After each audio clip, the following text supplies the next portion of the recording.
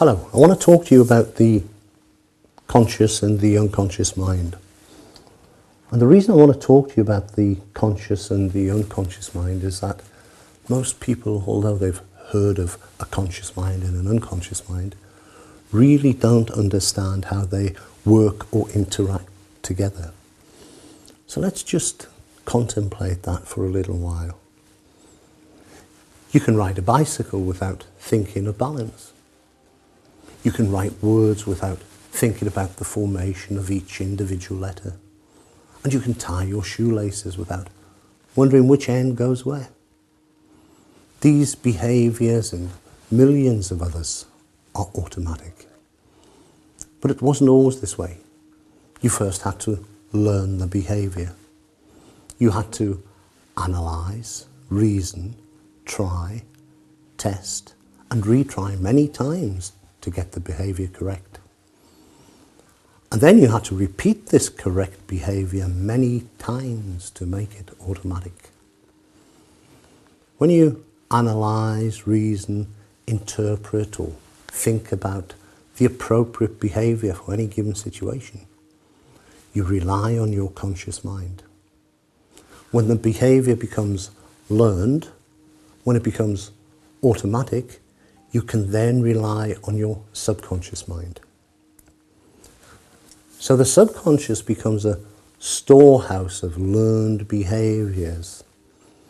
It is fed those behaviours from the conscious mind, and whatever conscious behaviour is most repeated becomes accepted by the subconscious mind as the most appropriate. It becomes a habit. But it's not just our physical behaviours or actions which become automatic. Our emotional behaviours, our attitudes and beliefs also become automatic. When you experience something, your subconscious mind searches its memory banks for what it has learned to be the most appropriate response.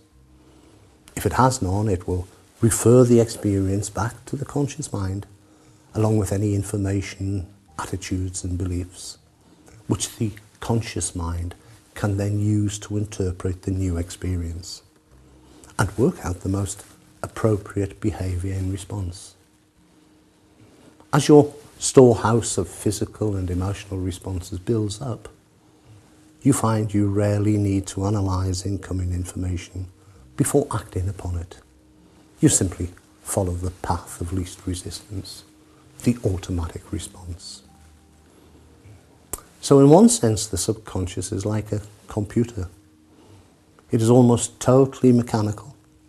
It doesn't reason and simply responds consistently with the program fed into it by the conscious mind.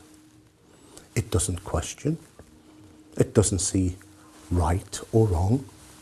In itself, it has no concept of positive or negative. It simply does what it's programmed to do.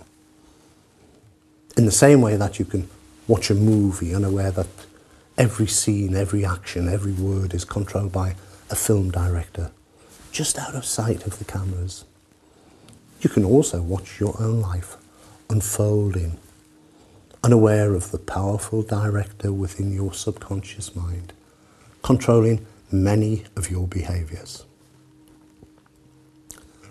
Just note for now that if you want to take control of the actions in your life, your responses to the things around you, you can't do it by fighting against your subconscious mind.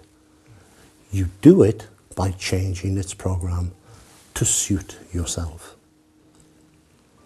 If you want to be more motivated in certain areas of your life, you can't just decide to be more motivated.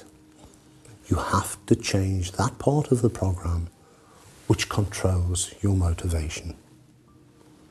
And that is the subconscious and conscious mind.